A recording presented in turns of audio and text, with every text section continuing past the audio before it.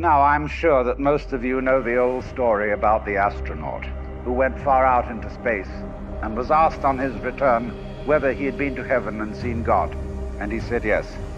And so they said to him, well, what about God? And he said, she is black. And although this is a very well-known and well-worn story, it is very profound. Because, I tell you, I knew a monk who started out in life as pretty much of an agnostic or an atheist. And then he began to read Henri Bergson, the French philosopher who proclaimed the vital force, the élan vital, and so on. And the more he read into this kind of philosophy, the more he saw that these people were really talking about God. And I've read a great deal of theological reasoning about the existence of God. And they all start out on this line.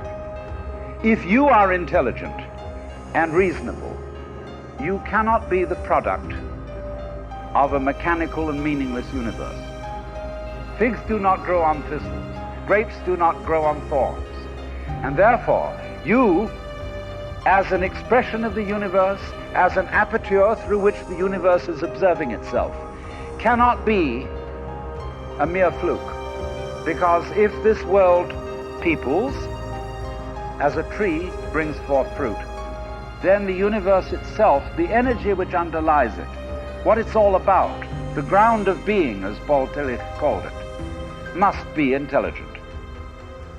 Now, when you come to that conclusion, you must be very careful, because you may make an unwarranted jump, namely the jump to the conclusion that that intelligence, that marvelous designing power which produces all this, is the biblical God.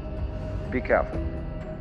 Because that God, contrary to his own commands, is fashioned in the graven image of a paternal, authoritarian, beneficent tyrant of the ancient Near East. And it's very easy to fall into that trap.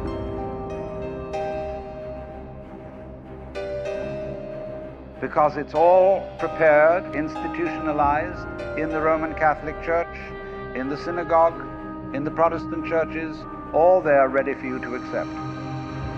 And by the pressure of social consensus and so on, it is very natural to assume that when somebody uses the word God, it is that father figure which is intended. Because even Jesus used the analogy, the Father, for his experience of God. He had to. There was no other one available to him in his culture. But nowadays, we are in rebellion against the image of the authoritarian father. But to reject the paternalistic image of God as an idol is not necessarily to be an atheist. Although I have advocated something called atheism in the name of God. That is to say, an experience, a contact, a relationship with God, that is to say, with the ground of your being, that does not have to be embodied or expressed in any specific image. Now, theologians on the whole don't like that idea, because I find in my discourse with them that they want to be a little bit hard-nosed about the nature of God. They want to say that God has indeed a very specific nature. Ethical monotheism means that the governing power of this universe has some extremely definite opinions and rules to which our minds and acts must be conformed. And if you don't watch out, you'll go against the fundamental grain of the universe and be punished. But there is this feeling, you see, that there is authority behind the world, and it's not you, it's something else. And therefore, this Jewish, Christian, and indeed Muslim approach makes a lot of people feel rather strange, estranged from the root and ground of being. There are a lot of people who never grow up and are always in awe of an image of grandfather. Now, I'm a grandfather. I have 5 grandchildren, and so I'm no longer in awe of grandfathers. I know I'm just as stupid as my own grandfathers were, and therefore I'm not about to bow down to an image of God with a long white beard. Now, naturally, of course, we intelligent people don't believe in that kind of a God, not really. I mean, we think that God is spirit, that God is very undefinable and infinite and all that kind of thing. But nevertheless, the images of God are have a far more powerful effect upon our emotions than our ideas. And when people read the Bible and sing hymns, Ancient of Days, who sittest throned in glory, immortal, invisible, God only wise, in light inaccessible, hid from our eyes, they still got that fellow up there with a beard on. It's way in the back of the emotions. And so we should think, first of all, in contrary imagery, and the contrary imagery is, she's black. Imagine instead of God the Father, God the Mother. Well, she, first of all, feminine, represents what is called philosophically the negative principle. Now, of course, people who are women in our culture today and believe in women's lib don't like to be associated with the negative, because the negative has acquired very bad connotations. We say accentuate the positive. Well, that's a purely male chauvinistic attitude. How would you know that you were outstanding unless by contrast there was something instanding? You cannot appreciate the convex without the concave. You cannot appreciate the firm without the yielding. And therefore, the so-called negativity of the feminine principle is obviously life-giving and very important. But we live in a culture which doesn't notice it. You see a painting, a drawing of a bird, and you don't notice the white paper underneath it. You see a printed book, and you think that what is important is the printing, and the page doesn't matter. And yet, if you reconsider the whole thing, how could there be visible printing without the page underlying it? What is called substance, that which stands underneath, underneath, stands. To be substantial is to be underlying, to be the support, to be the foundation of the world. And of course, this is the great function of the feminine, to be the substance. And therefore, the feminine is represented by space, which is, of course, black at night. But were it not for black and empty space, there would be no possibility whatsoever of seeing the stars. Stars shine out of space, and astronomers, very high-powered astronomers, are beginning to realize that stars are a function of space. Now, that's difficult for our common sense, because we think that space is simply inert nothingness.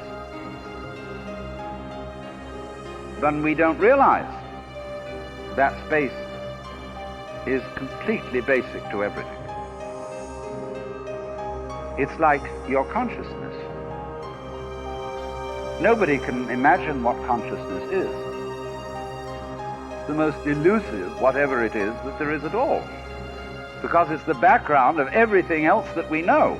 Therefore, we don't really pay much attention to it.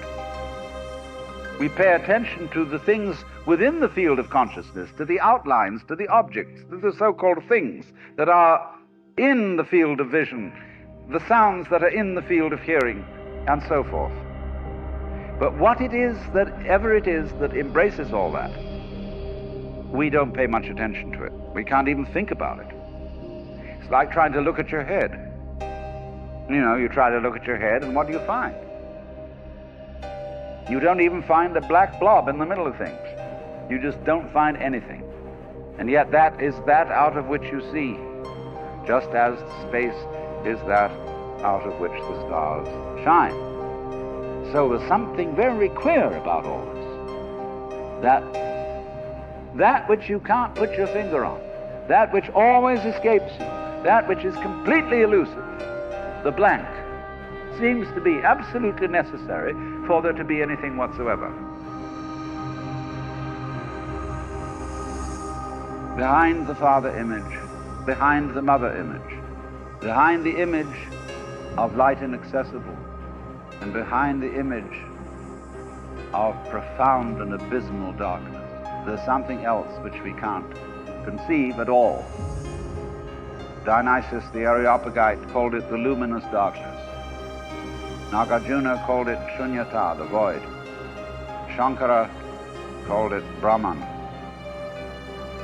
that which can only, of which nothing at all can be said.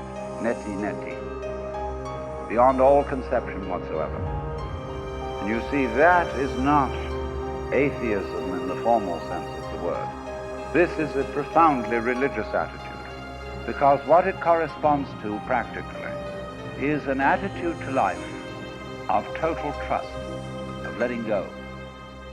When we form images of God, they are all really exhibitions of our lack of faith, something to hold on to, something to grasp. But when we don't grasp, we have the attitude of faith. If you let go of all the idols, you will of course discover that what this unknown is, which is the foundation of the universe, is precisely you. It's not the you think you are. No, it's not your opinion of yourself. It's not your idea or image of yourself. It's not the chronic sense of muscular strain, which we usually call I. You can't grasp it. Of course not. Why would you need to? Supposing you could, what would you do with it? And who would do what with it? You can never get at it. So there is that profound central mystery. And the attitude of faith is to stop chasing it, stop grabbing it, because if that happens, the most amazing things follow. But all these ideas of the spiritual, the godly, as this attitude of must, and we have been laid down the laws which we are bound to follow, all this jazz, is not the only way of being religious and of relating to the ineffable mystery that underlies ourselves in the world.